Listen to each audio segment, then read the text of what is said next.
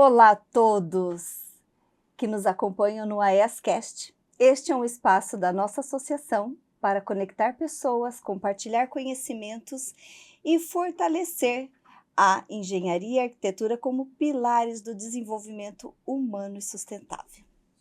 E o tema de hoje é da marmoraria tradicional à engenharia aplicada à pedra. E para falar sobre esse tema, a gente recebe ele, que é engenheiro civil e fundador da Projeto de Pedra, Alexandre Bettiol. Alexandre, seja muito bem-vindo. É um prazer receber você aqui na nossa associação, no nosso espaço, para falar de algo tão lindo que eu vou falar para vocês. Vale a pena acompanhar depois, hein? Olá, telespectador. Cris, muito obrigado pelo convite. Espero que dentro do nosso conhecimento, né, que é muito pouco, a gente possa navegar por uma conversa agradável, falar um pouquinho das rochas, da engenharia, que realmente nos une aqui, né, na AES, Associação dos Engenheiros e Arquitetos de Sorocaba. Não tenho dúvidas. Então, um pouquinho da apresentação.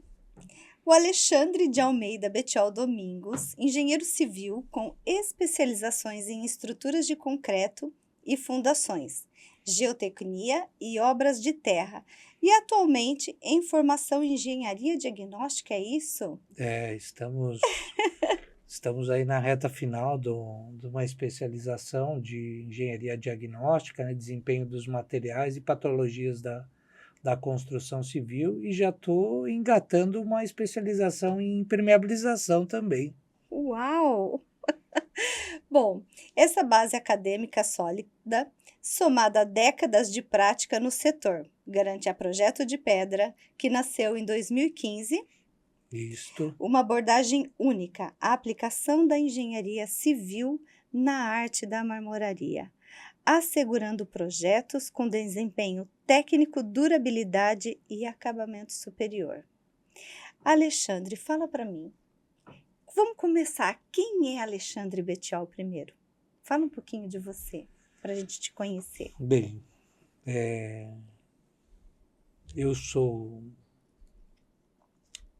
um engenheiro civil que ralou para poder se tornar engenheiro civil. Eu ingressei a primeira vez na engenharia civil em 93, na Unesp, em Bauru. Depois eu fiz várias caminhadas até unir todos os fios e realmente me formar como engenheiro civil. E graças a Deus, desde então, eu não parei de estudar. Gosto muito de temas voltados à espiritualidade, que realmente trazem uma conexão de nós como seres humanos e interagindo com as outras pessoas. Sou casado.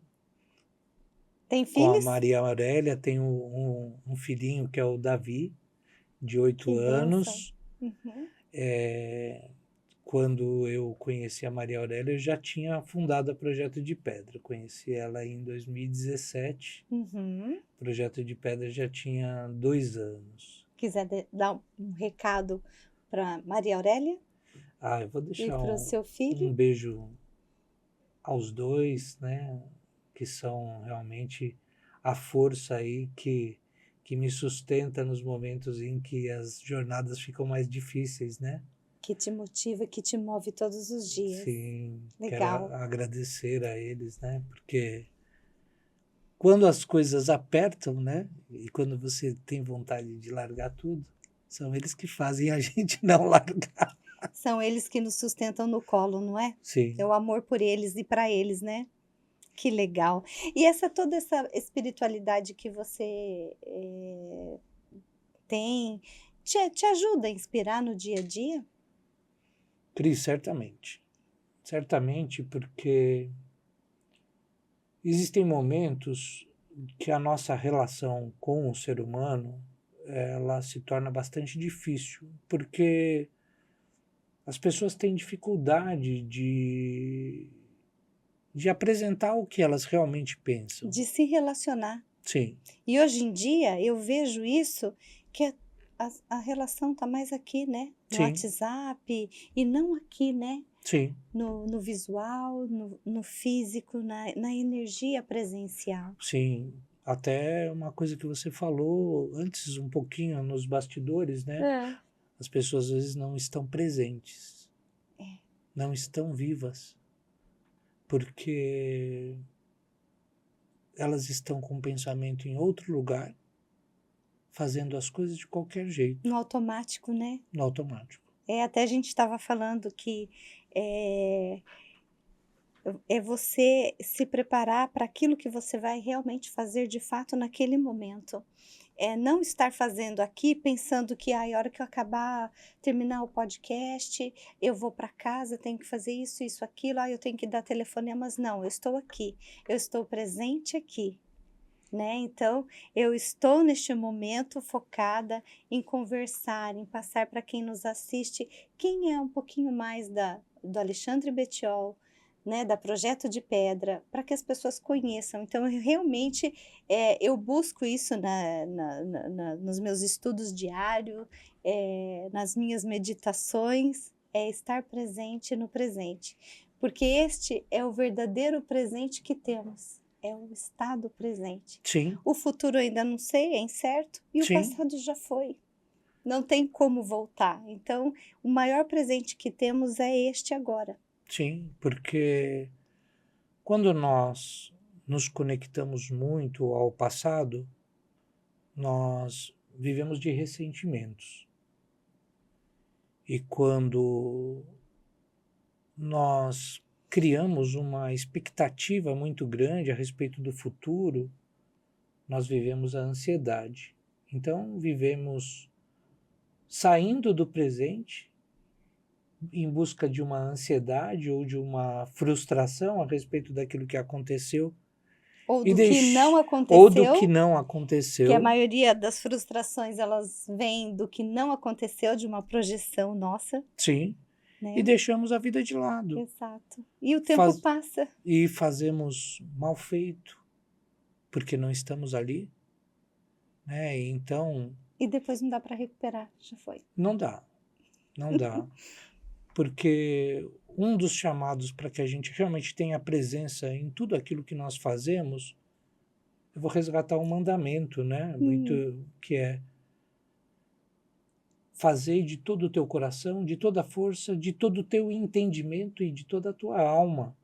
Né? São orientações bíblicas, né? São orientações evangélicas que fazem todo sentido para que você realmente esteja presente.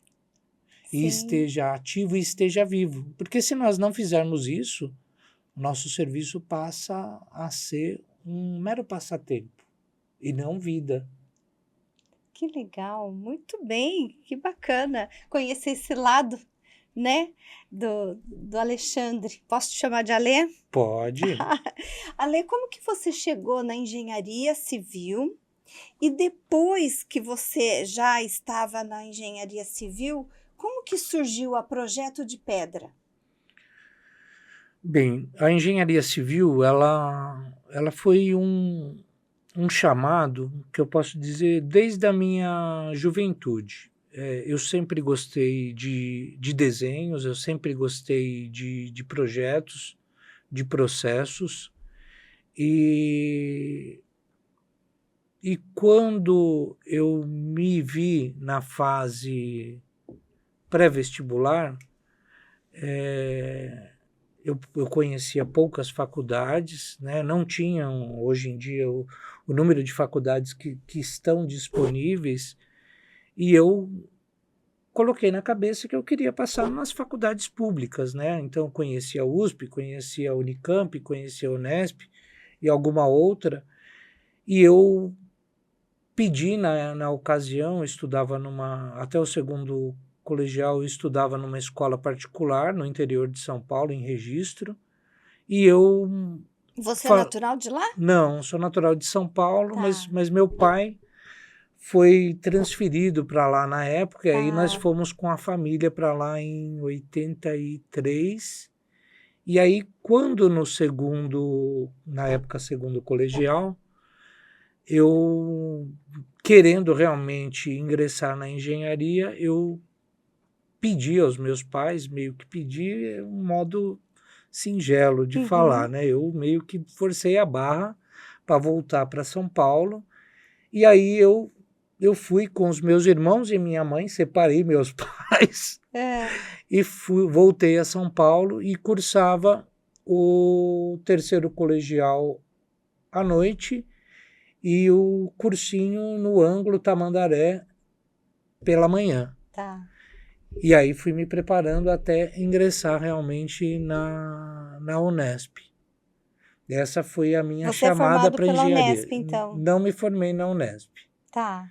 Depois, uma dinâmica de trabalhos e necessidades financeiras, eu acabei deixando a Unesp e comecei uma saga aí de várias tarefas. Passei da Unesp, eu fui para a FATEC, da FATEC eu fui para o Mackenzie, do Mackenzie eu fui para antigamente era Uniban, depois virou a Anhanguera, onde eu concluí meus estudos no bacharelado de engenharia civil. Mas eu caminhei pela tecnologia, caminhei por desenho industrial, fiz algumas excursões aí acadêmicas. Certo.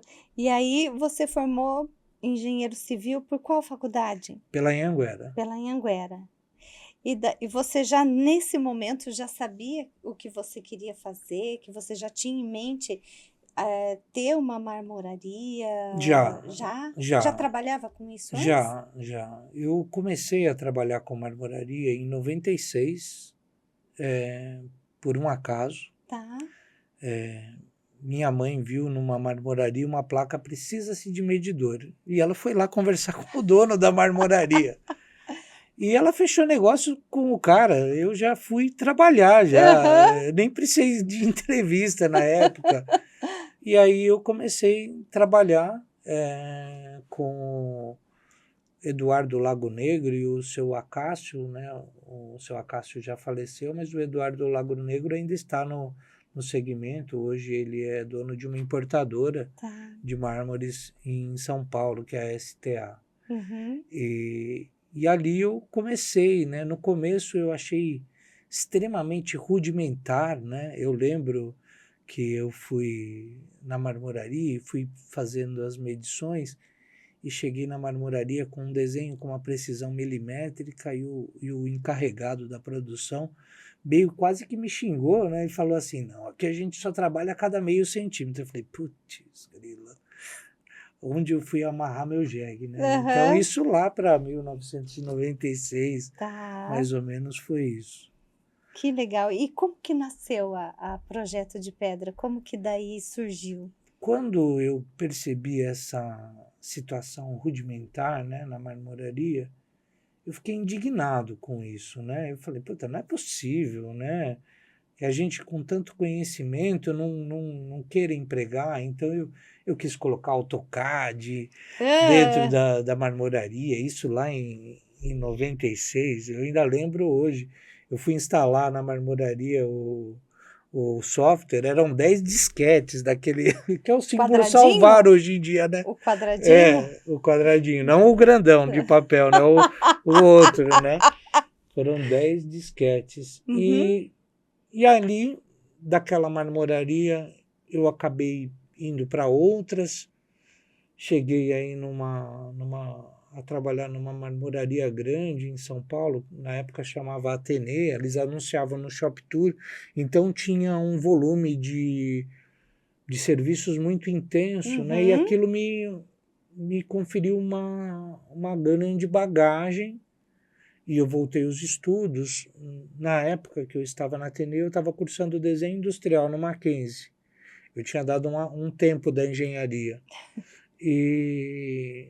E foi muito importante, porque me trouxe um olhar que muitas vezes na engenharia a gente deixa desapercebido, né? O engenheiro ele é muito, muito fadado a cálculos, muito fadado a construir, e muitas vezes ele deixa o detalhe para um arquiteto, mas isso fez a diferença na minha formação e na minha preocupação em realizar as tarefas, Até né? na sensibilidade do dia a dia também, né? Sim, sim, porque como eu cursei desenho industrial na habilitação de projeto de produto, então, Uhum. ou seja, você trabalha muito bem um projeto para poder fazer uma escala industrial, né, de resultados. E quando você transporta isso para um acabamento personalizado, um acabamento sob medida,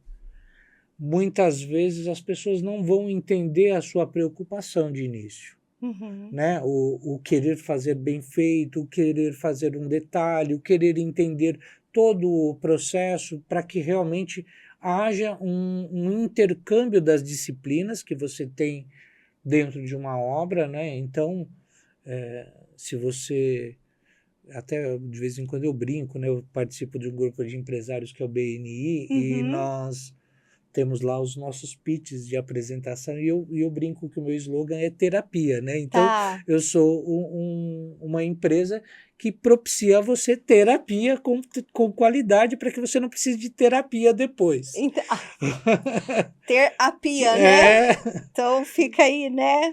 e quando você pensa em terapia realmente dentro da sua casa, porque não existe casa sem pia. Não. E não existe pia sem hidráulica, sem suporte, sem estrutura.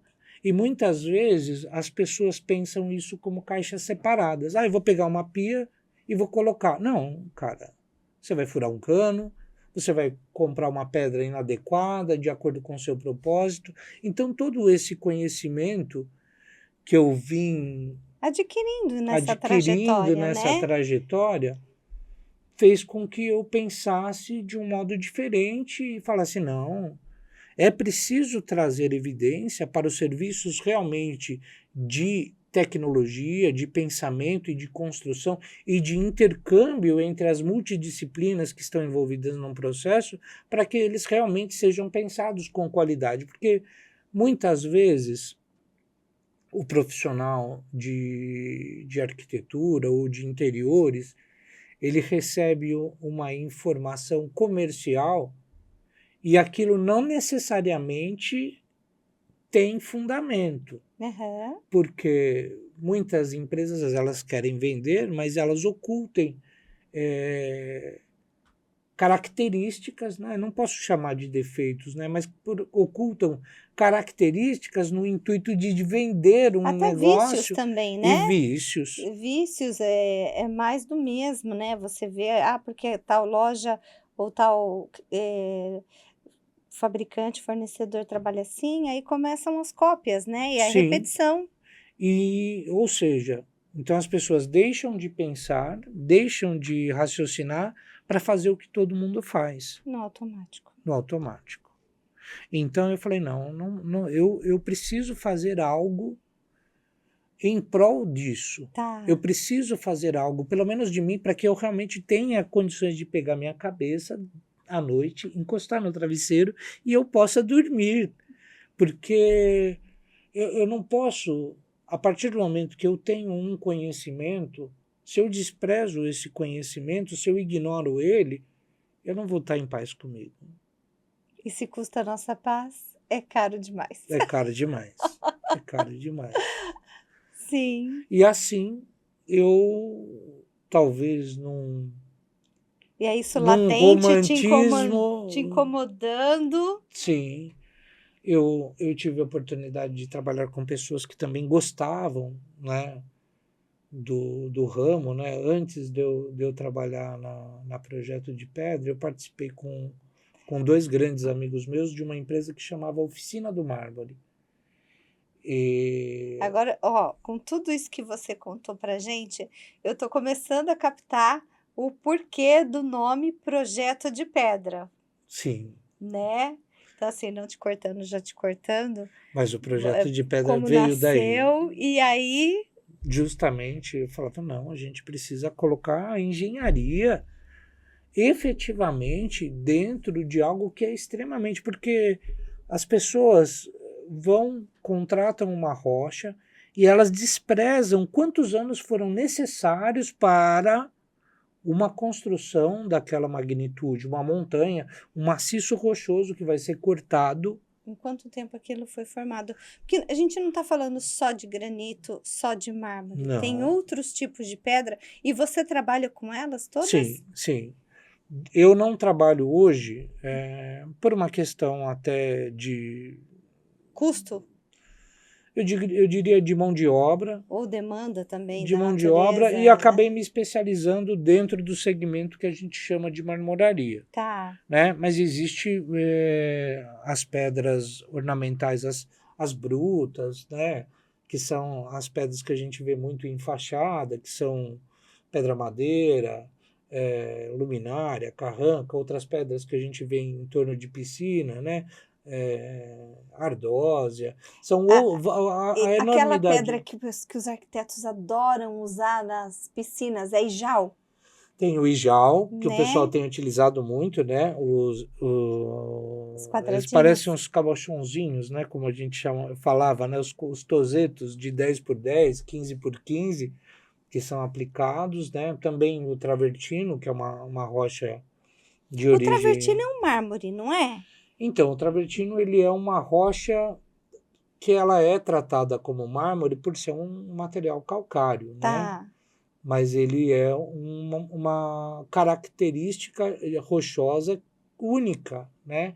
Que justamente ela apresenta os orifícios por estar numa região onde tem um fluxo de água constante. Então, esses orifícios que estão intrínsecos do material, pertencentes à característica de morfologia da rocha, eles justamente denotam essa característica de presença de água. Então você tem os orifícios ali, porque são regiões de fluxo de água. Uhum. Né? Então, e essa característica rochosa, a gente verifica ela primeiramente na Itália, né? Você tem ali a região... Sul da Itália? No sul da Itália, onde você tem ali Navona, aquela região. Só que essa característica de rocha, ela não está exclusivamente na Itália. Você passa por debaixo do oceano e você vai pegar esse material na Turquia, você vai pegar esse material no Marrocos. E essa característica rochosa, ela também se apresenta no México, né? Então, a gente conhece aí, pela fama que vem da Itália, esse tipo de material, mas ele está presente em várias partes do... Então, antes se falava travertino romano, e hoje parou-se de falar travertino romano, porque estão sendo extraídas a mesma característica rochosa em outros países. Porque eu lembro que quando eu trabalhava na indústria, e aí a gente quis fazer o hall principal, né, do prédio. E aí ele importou, né, o presidente da empresa, o pai era arquiteto. Sim. E ele falou, não, esse pedacinho aqui, ó, de hall, eu quero que seja de travertino romano. E aí eu na frente da execução de tudo isso, ele falou, cuidado com como vocês vão assentar para não mudar a característica da pedra, porque o metro quadrado dessa pedra que veio lá da Itália, né? Ele tinha descendência italiana, então, enfim.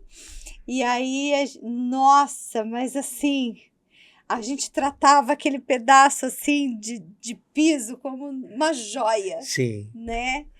E foi o mármore travertino romano, o autêntico mesmo. Sim. Que veio da Itália. E quando você pensa em tudo isso, né, em toda essa história, então, quando alguém chega e fala que vai comprar uma pedra, às vezes o cara trata a pedra como se fosse uma brita, e não desmerecendo a brita, né? A brita é a alma do engenheiro, né?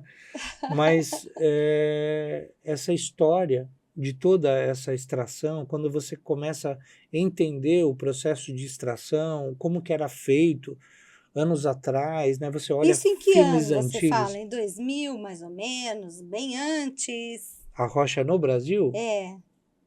Olha, no Brasil, eu posso dizer que a gente teve um avanço significativo do segmento de marmoraria na época do café, pelo nosso tipo de colonização, porque como nós somos oriundos, o Brasil, de uma colonização portuguesa, né?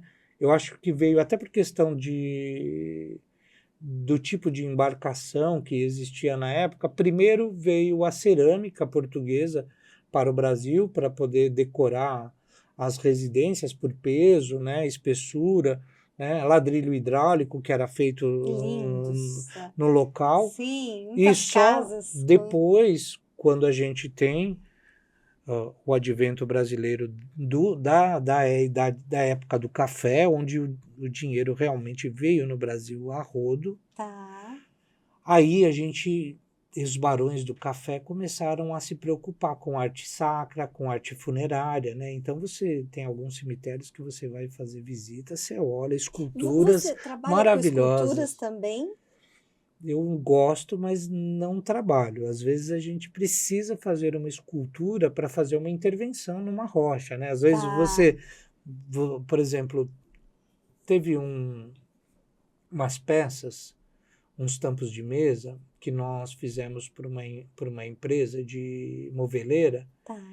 E dentro do bloco de chapa, às vezes ela vem um orifício que é fruto do processo de fogo para a extração do bloco. Então, fazem furos no maciço rochoso, coloca dinamite, faz o fogo e aquele bloco é partido e vai para a serraria. E às vezes houve alguma furação e tem no meio da chapa um furo que foi uma furação, um fogo que não deu certo. E eu lembro de uma mesa que foi solicitada para que nós fizéssemos, e a chapa ela foi escolhida, só que o cliente não atentou que dentro desse bloco tinha um furo bem no meio da chapa. E aí nós precisamos salvar aquele material, né? E nós tivemos que pegar de um outro canto da chapa uma situação de veio, fazer a escavação do furo e inserir um veio como se fosse um veio natural daquela posição, mas o veio, na verdade... Isso é engenharia aplicada à pedra. Sim, na verdade o veio ele vinha de uma outra posição da chapa e nós fizemos toda a escavação, escultura, fizemos o recorte do veio e inserimos o elemento dentro da chapa, fizemos um polimento e a mesa está belíssima, decorando a residência de alguém. Se a gente pensar como as pedras eram trabalhadas lá nos anos 2000. Sim. E aí, assim, o que realmente mudou com as novas tecnologias? Hoje tem máquinas muito mais modernas, não é, Ale?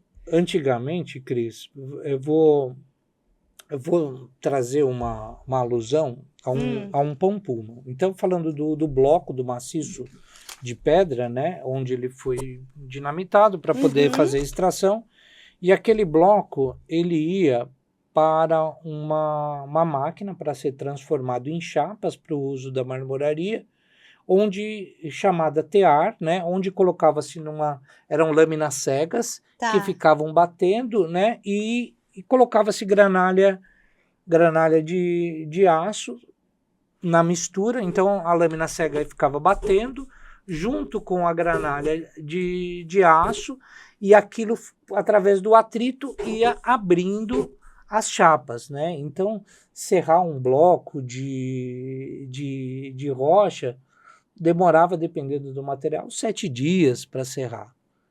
E quando a gente vem para os anos mais recentes, nós tivemos a vinda da tecnologia que já se utilizava na Europa, mas no Brasil ainda demorou muito para vir, que são os cortes de fio diamantado.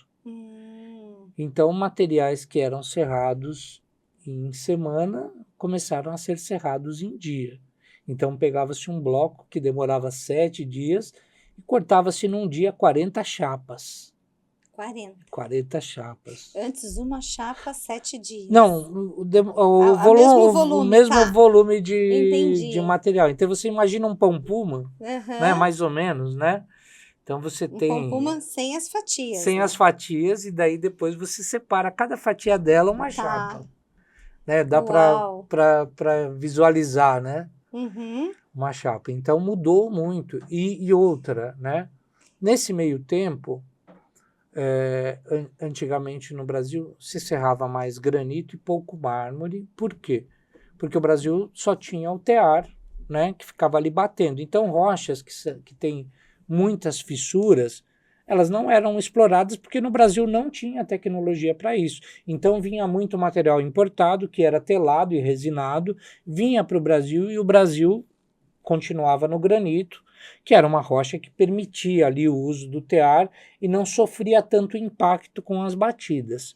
Quando a gente recebe essa nova tecnologia, o Brasil desponta no cenário mundial, com os mármores dolomíticos vindos do Paraná, né? Você tem pedreiras ali que se transformaram em ícones, né? Do sul do país? Do sul do país. Brasil? Sim, então você E a tem... região ali também de Vila Velha, Espírito O Espírito Santo? Santo é muito rico em granitos, Tá. né? Uhum. Tem outras rochas também, mas foi o que realmente sustentou o Brasil em termos de rochas. E o Espírito Santo é hoje o país que é o estado de exploração da rocha, né? É Uhum. lógico, existem outros estados, né? Você tem no Ceará também grande extração, tem grandes serrarias, grandes pedreiras lá, né? Que trabalham, né? No Rio também tem, mas o Espírito Santo, ele é sobrenatural. É sobrenatural. É uma pedreira atrás da outra, uma serraria atrás da outra. Como a natureza ela é abundante. Principalmente na terra do Roberto Carlos, né? Que é a cachoeira do Itapemirim. Lá é o coração. E isso tem a ver com, você citou sobre as lâminas sinterizadas. O que seria isso? A lâmina sinterizada, ela... Tem a ver com as fatias ou não? Não. A lâmina sinterizada é um outro processo. É um processo de forma, realmente, né? É moderno isso, né? É Mais moderno, atual. é moderno, né? Antes da lâmina sinterizada, a gente começou a ter... Vamos pensar até em termos de construção. A gente tem os primeiros derivados de rocha, em termos de formação, a gente tem o terrazo, que é o que a gente conhece também como granilite, né? Que são,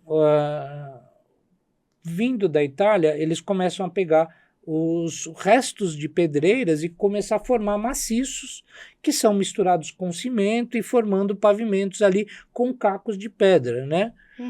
E antigamente se fazia isso muito, né? Se aproveitava muito cacos, né? Você via pisos formados com cacos. Então essa é a tecnologia que hoje a gente conhece como terrazo. Só que o terrazo que a gente conhece hoje, ele tem seleção de material. Antes não havia essa preocupação com a seleção. Misturava tudo que é tipo de rocha e às vezes com características distintas de rocha que promoviam inclusive desgastes diferentes. Se você for no aeroporto de Congonhas, você vai perceber que você tem um piso de mármore e um piso de granito. E quando você vai passando, você vai sentindo o toque-toque, a oscilação e o desgaste, porque o granito continua num nível e o mármore, pelo desgaste, cedeu. Então você está lá com o seu carrinho e fica lá puxando e fazendo aquele cheio de obstáculos, né? E assim, o comportamento, a diferença entre mármores, granitos, quartos, o travertino, a importância do tamanho da peça, do conhecimento técnico do material, até para você saber onde que é usual cada pedra. Sim. E é muito usado hoje isso em casas de alto padrão, né? Sim. E muitas vezes, dentro do mercado de alto padrão, a pessoa ela se ocupa da estética, mas sem um conhecimento adequado do que a característica de rocha proporciona. Então, você vê alguns equívocos, né? Não que eles não possam ser resolvidos, tem tecnologia para isso, né? Mas por que antigamente não tinha quartzito e hoje em dia tem quartzito sendo explorado de uma maneira tão contundente?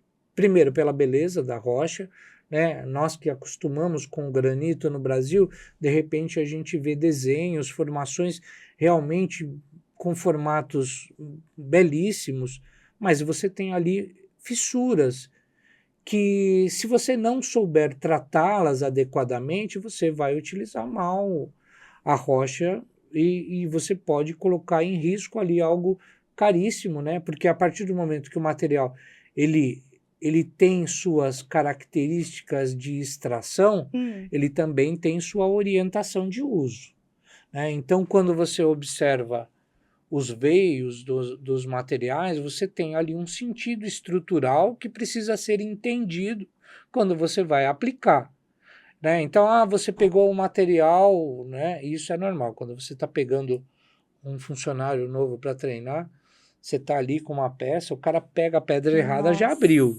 Ai. Já abriu, né? É lógico, a gente tem expertise, tem o conhecimento para poder tratar, mas isso é mão de obra, então isso encarece. Então, quando você tem o conhecimento, você sabe cortar o material adequadamente, você sabe carregar o material adequadamente. Então, uma pessoa que não conhece de engenharia, ela vai desprezar uma tela que está ali no tardós do material, que é a superfície inferior, né? E ela vai, mas para que serve aquela tela? É aquilo que confere portabilidade ao material e manuseio. Só que ela funciona igual funciona uma armadura de uma viga. A armadura está embaixo. Ou seja, se você fizer um apoio de uma viga no meio da viga, você não preparou a armadura negativa para aquilo. E a mesma coisa funciona com uma tela que está no material. Se o cara fizer um esforço contrário, ele abriu a pedra. E Ale, qual é o maior diferencial da Projeto de Pedra? Hoje, o que você assim oferece de valor, assim, que as pessoas sabem que vão encontrar na Projeto de Pedra, que é diferenciado das outras marmorarias tradicionais? Então, quando eu tive a felicidade de criar a Projeto de Pedra, né, eu acredito que eu deva ter sido intuído, porque eu pensava em como trazer todos os conhecimentos de engenharia para dentro da marmoraria e fazer uso. Não é simplesmente tomar conhecimento, né? Porque você tem que tomar conhecimento e fazer uso. E eu venho estudando, né? A gente vai estudando diversas disciplinas, né? Para poder saber melhor como transformar isso. Então, um sonho se tornou realidade a partir do momento da fundação da Projeto de Pedra, mas você encontra muita dificuldade em implantar isso porque você tem uma cultura, você tem uma conveniência de mercado, um comportamento profissional que às vezes é contrário ao entendimento, ao conteúdo científico do que a gente estuda. E dentro da Projeto de Pedra, eu hoje procuro, em primeiro lugar, compatibilizar, então eu gosto de trabalhar junto com o profissional que está especificando para que ele entenda as características do material que ele está aplicando, né? Até depois eu tenho que voltar a respeito das sinterizadas que você perguntou e nós mudamos o rumo da conversa e não expliquei, né? Mas quando você explica para o profissional de arquitetura como ele pode projetar melhor, seja através de uma curadoria, seja através de uma análise do projeto arquitetônico, do projeto de interação com outras disciplinas, estrutural, né? O cara vai fazer uma parede de drywall e ele não coloca reforço estrutural para poder sustentar uma bancada de pia dentro de uma cozinha, dentro de um banheiro, onde não existe banheiro e não existe pia se não tiver esses elementos. né? Então ter o conhecimento e aplicar esse conhecimento. Então, quando alguém contrata a Projeto de Pedra, ele está contratando um engenheiro, ele está contratando uma empresa de engenharia que trabalha com rochas ornamentais e tem expertise a respeito disso. Então, a gente trabalha na curadoria do material, a gente realiza estudos de aproveitamento, de paginação, porque quando o cliente ele quer comprar uma peça, ele quer comprar uma bancada, dificilmente ele vai conseguir fugir das perdas, muito embora os blocos já sejam muitas vezes confeccionados pensando nesse tipo de aproveitamento. Tá. Mas quem pensa nesse aproveitamento? Você ou o arquiteto que projetou a peça? Então, normalmente o arquiteto ele não tem o conhecimento para isso. Aí que entra a engenharia. a engenharia aliada ao projeto de arquitetura, não é? Sim, sim. Então, muitas vezes, o arquiteto, até por desconhecimento, porque quem está acostumado, como a gente falou, culturalmente o Brasil ele é consumidor de revestimentos cerâmicos e ele não tem dentro da sua história, no íntimo do seu coração, esse contato com o mármore, né? Não fez parte da trajetória da cultura. Então, quando você vai projetar uma rocha, você vai perceber comportamentos diferentes a respeito dela, expectativas diferentes a respeito dela. Uhum. Então, se eu tenho um valor pela rocha, eu vou me preocupar com o desperdício. Se eu não dou valor para ela, eu não vou me preocupar com o desperdício. Então, quando você tem a engenharia trabalhando a favor disso, você vai perceber orçamentos distintos, às vezes, para o mesmo material. Ah, por quê? Porque o cara fez um estudo. Uhum. Ele viu que você vai conseguir economizar se você usar determinada rocha em relação a outra. Ele vai também possibilitar que você tenha ganhos de mais de 50% de economia quando você faz um estudo de paginação, porque você vai aproveitar a dimensão do bloco e a sua continuidade de chapas e a sua interação entre elas, né, para que você realmente utilize a rocha e faça o seu projeto, e não faça o seu projeto em função da rocha. Porque até então você vai ter ali uma peça única na sua casa, né? Na sua Sim. residência, no seu imóvel, seja comercial, residencial. E isso é que traz o valor, né? Semana passada eu participei de um podcast no Guia do Construtor e tive contato com o engenheiro Marcos Pontes, e nós, nessa conversa, estávamos falando justamente dessa engenharia. E ele, naquele episódio, né, Grande Marcos, grande abraço, foi meu professor. Marcos, você que está aí nos assistindo, um grande abraço. E ele comentou o seguinte, né? Ah, por que o batente é feito com 14 centímetros? Porque normalmente você tem uma tábua que é retirada de uma árvore que tem 30, então você partiu no meio, descontou a espessura de serra, você vai ter 14, então o batente convencional ele é de 14 centímetros, justamente promovendo o aproveitamento. Então quando o cara vai fazer um batente de 20, ele perdeu 10 centímetros. E a mesma coisa acontece com a rocha. Então, se você tem uma chapa de um granito que ele tem 2 metros de altura e você não soube aproveitar essa altura da chapa, você pode promover perdas significativas que vão repercutir necessariamente no orçamento. No custo da peça, né? Sim. Então, quando você visualiza que aquele material tem milhões de anos de formação, e você vai jogar aquilo na caçamba. Cara. Nossa. E já teve algum caso assim de funcionário, ou enfim, a peça tá lá para ser, como que fala?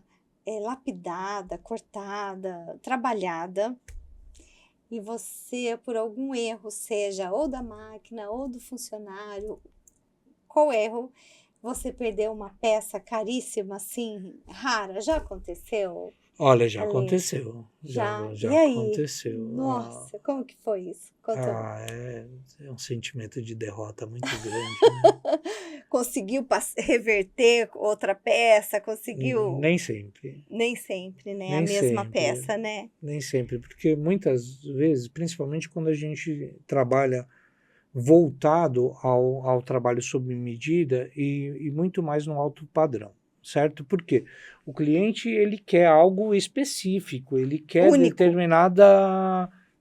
ele quer exclusividade dentro daquilo que ele, então ele vai escolher uma chapa, ele eventualmente ele vai ir até o importador ou vai até a pedreira e Tá. ele vai escolher o bloco que mais agrada a ele visualmente. Muitas vezes vai lhe faltar subsídio de conhecimento para saber a característica rochosa, mas visualmente ele vai entender e ele vai entender também o processo, né? Porque quando você vai a uma pedreira e você vê o trabalho que é, você muda a sua forma de tratar a rocha. E aí ele idealizou aquilo para a casa dele, ele pensou naquele formato, e quando você, seja por falta de conhecimento, ou seja até por expressão, né? Muitas vezes você vai lidar com o cliente é leigo, e às vezes você está preocupado com o seu negócio e deixa de dar informação de qualidade. E agora veio para mim uma pergunta. Você fez aquela peça exclusiva com uma rocha específica, enfim. Cada rocha tem a sua manutenção, o seu cuidado específico? Sim, sim. Isso vocês instruem também? Sim, sim. Que Todas bacana. as rochas, elas, uma característica que a gente precisa entender. Todas as rochas são materiais porosos. Todas. Todas. Todas. Sem exceção.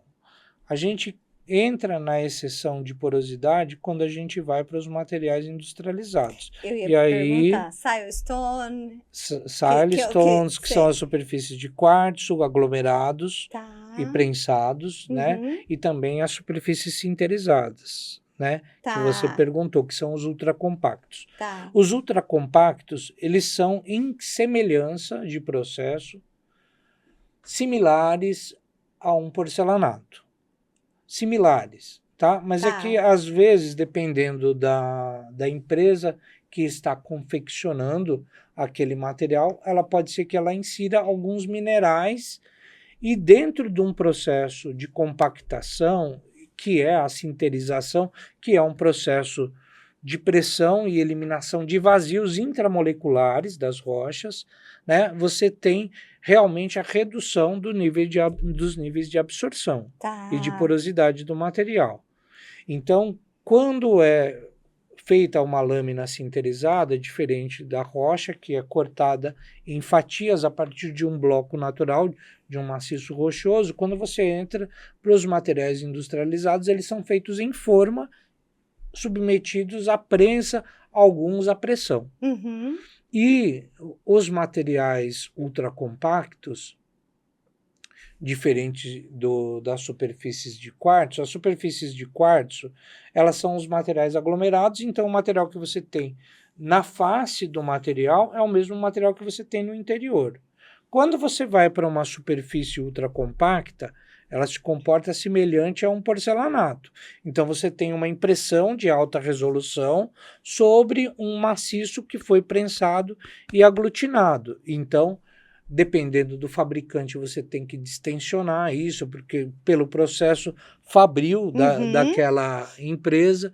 Então, você tem fabricantes distintos com características de produtos distintos, mas o processo em si do ultracompacto é realmente a eliminação ou a redução dos vazios de forma intramolecular, Tá. que é o processo de sinterização. E eu lembro também que uma vez eu fui colocar numa obra a pia da cozinha em silestone. Aí tem o silestone nacional e o espanhol importado. A diferença no valor do metro quadrado, na época, era enorme. Isso ainda ocorre? Então, a Ale? gente tem o seguinte processo, né? Em termos de quartzo, a gente tem uma tecnologia que é a aglutinação de materiais no mesmo processo que a gente falou do terraço, só que são aglomerados a partir de quartzo, que oferece uma resistência muito maior. Que é a dureza. Que é a dureza. Que é a dureza. Que é a dureza, só que esses materiais são aglutinados com uma resina, às vezes epóxi, às vezes alguma outra, né? E aí, de acordo com o fabricante, ele vai trabalhar com uma prensa maior e vai eliminar de acordo com o processo fabril, ele vai ter mais ou menos resina. Ah, ok. Certo? Tipo, mais ou menos pó de quartzo. É um pó de quartzo? Como se fosse pó de É quartzo. correto falar Às vezes a granulometria pode ter uma dimensão um pouco maior, dependendo do processo fabril e aquilo que o fabricante quis trazer. Uhum. Quanto menor a quantidade de resina, mais duro é o material. Pois mais matéria-prima Mais natural matéria-prima tem. natural tem. Então, quando você pega uma empresa como Silestone, Caesarstone, uma Aquarela, uma Tecnistone, que são marcas que nós vamos chamar de premium. Tá. Então, eles primam por essa tecnologia, trazendo material de qualidade, com espessura. E depois dos anos 2000, vamos falar perto de... A gente teve de 2005 para frente, eu acho, 2006 talvez, a gente começou a ter uma abertura do mercado chinês na exportação desses materiais. E aí essas diferenças começaram a aparecer. Por quê? A China ela tem materiais de todos os segmentos. Então, só que a China ela tem material de qualidades distintas de acordo com o bolso. O cliente também. Porque se o cliente quiser um material vagabundo, ele vai encontrar na China. Mas se ele quiser material de qualidade, ele também vai encontrar na China. Vai depender daquilo que o cara quer. Uhum. Só que, quando você vê um material que custa uma fortuna, porque ele tem toda essa tecnologia, tem todo esse processo, e você tem uma oferta tentadora com a mesma aparência, você fica muito tentado a vender gato por lebre. E é o que surgiu. Então, quartzo chinês, barato, tem quartzo chinês caro também. Tá. Então, quartzo chinês barato, com muito mais resina e menos quartzo, começou a vir para o Brasil. Então, dependendo da característica da obra, o cara não vai perceber essa diferença. Por quê? Se você está utilizando um armamento pesado para matar passarinho, mas quando o material é solicitado, aí você vai perceber a diferença. Sim. Então é aí que está. Então, por exemplo, eu vou ter uma cozinha, eu pouco uso a cozinha, eu usei um quartzo chinês. Putz, cara, pode ser que dure o resto da vida, porque você não usa. Agora, o cara que vai botar ali para batente, daqui a pouco já vai ter um lascadinho, um trincadinho e tal. Mas por quê? Porque é o material que está disponível no mercado num preço mais acessível. Então, quando o cara compra mais barato, ele precisa entender que ele realmente está abrindo mão de outras coisas. É lógico, quando você tem uma marca, você vai pagar um pouco mais caro por isso. Então, tem uma patente atrás, uma né? empresa então, isso é que demorou anos, né? Estudos estudos, e ela desenvolveu todo um processo tecnológico. Aí um cara inteligente vai lá, olha o processo e reproduz sem todos trocentos anos. Sim. Vende mais barato, mas ele pegou o caminho do outro, né? Que precisou ali formar as ferramentas, formar todo o processo, né? E aquilo se repercute em valor. Então, é essa a diferença que a gente observa no mercado, né? Então, as lâminas, elas desfrutam da mesma característica de produção. Então, É assim, é bonito ouvir você falar, que você fala com conhecimento, com técnica, com engenharia. E a gente vai caminhando agora para o encerramento do nosso AEScast. E eu gostaria assim que você como Alexandre Bettiol e Projeto de Pedra, deixasse aí uma mensagem, né, para as pessoas aqui que pretendem ter um projeto exclusivo, que pretendem tá utilizando aí de todo o know-how da Projeto de Pedra. olha, eu considero que você que está pensando em colocar uma rocha, não compre meramente pela beleza, né? Procure se instruir, né? Porque quando você compra uma rocha, principalmente uma rocha natural, você está comprando muito mais do que um simples apoio, uma simples bancada. Você está comprando ali milênios de história, processos de formação rochosa muito anteriores à nossa própria existência.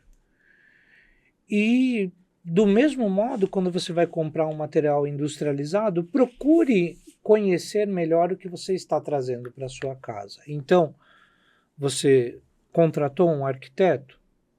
Contrate também uma empresa especializada, contrate um engenheiro para poder fazer o melhor intercâmbio de informações para que você tenha o resultado adequado e esperado. Porque mesmo nós realizando todas essas etapas de processo de estudo, de projeto, de detalhamento, ainda assim existem problemas.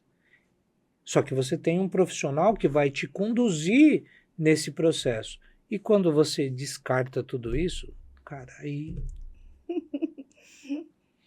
aí complica. E Ale, assim, para quem não tem um arquiteto, não tem um projeto, vocês desenvolvem ou, ou indicar, Hoje, vocês indicam profissionais para desenvolver? Você tem esse serviço de consultoria de pedra para quem quer fazer algo específico? normalmente a gente direciona esse serviço ao profissional, Tá. né, como característica de suporte. Por quê?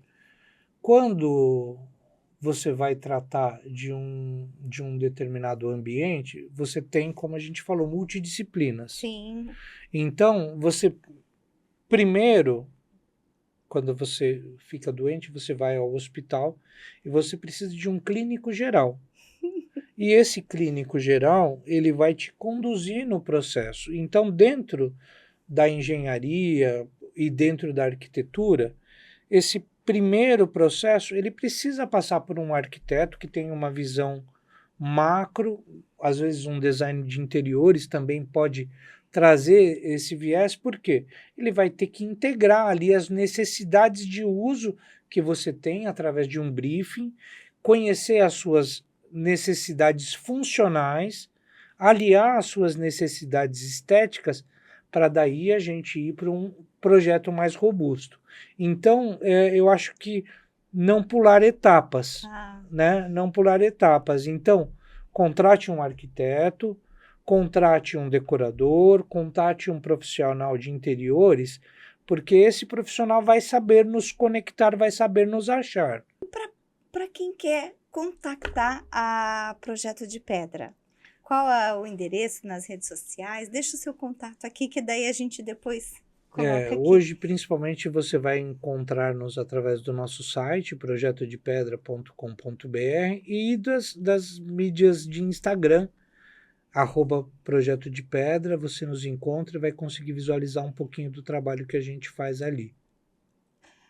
Ale, eu quero agradecer a sua presença, esse compartilhar de todo esse conhecimento rico que você aí, em toda a sua trajetória adquiriu e dividiu aqui com a gente. Muito obrigada, viu? Cris, muito obrigado a você, muito obrigado a ES, e espero realmente ter trazido aí alguma novidade para você que nos assiste. Muito obrigada. E a você que nos acompanha aqui, muito obrigada pela sua audiência, pela sua atenção, e eu te faço um convite a nos acompanhar aqui no nosso canal, compartilhando, comentando e ativando o sininho. Porque a EAS é feita por pessoas para pessoas. Te vejo no próximo episódio.